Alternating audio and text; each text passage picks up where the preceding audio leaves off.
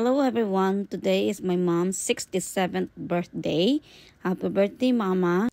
I made a special video for you on your special birthday. I hope you like it.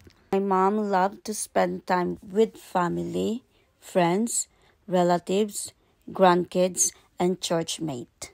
She likes to try new things and explore. She loves to go shopping here in Ross Dress for Less. She likes to surprise other people on their special birthday, like Rad's birthday. She always makes sure nga makagrate siya sa birthday sa iyang pamilya, friends, or relatives. When her sister from Switzerland visited us here in Nebraska, she make it sure that her sister had a good time. Mom loves to dance with her friends and of course with me. Part na po na sa iyang exercise. O diba? Feel kayo na mong duha nga maayaw may musayaw. My mom works at Walmart. She is a good worker, a hard worker.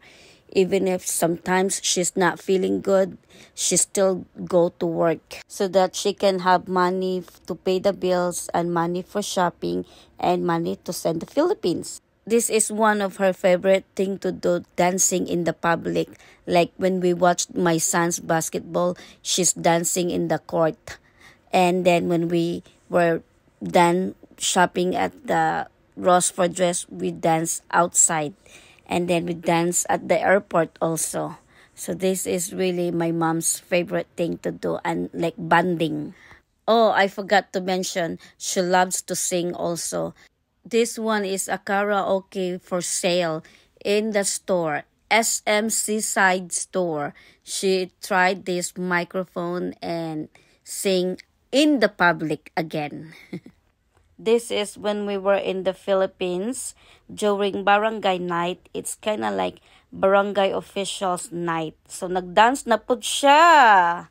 I forgot to mention guys, sometimes when we're in the public, when she is really tired, all of a sudden, she fall asleep. Shh! Don't tell her, guys, because she might get mad at me because I took a video of her sleeping. And this one when we were watching the football. At least we are in the house. But anyway, guys, seriously, my mom is very, very special to me. She's very kind, loving, understanding, God-fearing, and she always make it sure that we are okay. She always put her family first before her. Sa Bisaya pa, bahalag magkabudlay basta ang iyang pamilya maayo kaayo ug makaprovide siya.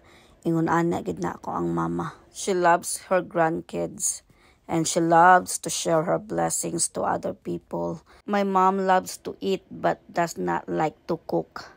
Dili na siya hilig muluto, but ganahan na siya muluto og mga binisaya nga mga pagkaon, labi na gulay. Ganahan kaayo na siya.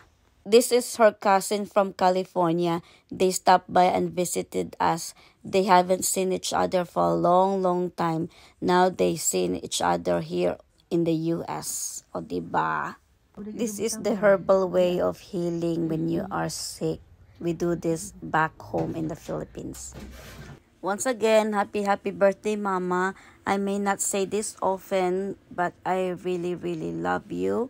And I'm thankful that you are my mom. Supporter! Nebraska supporter! Hello, go Panthers Norfolk! Go, go, go, Miley!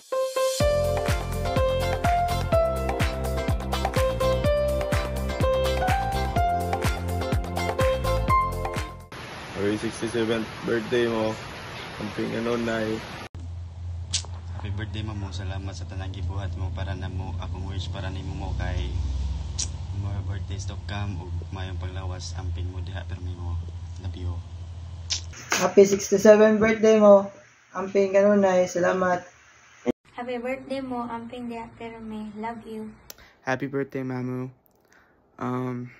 Have a great day today. Love you. Birthday, Ma. Happy birthday, Ma. Enjoy your day and thank you. And always remember nga, nandiyan mo sa imong kiliran. We love you so much and we miss you. Happy birthday. Happy 67th birthday. Bye.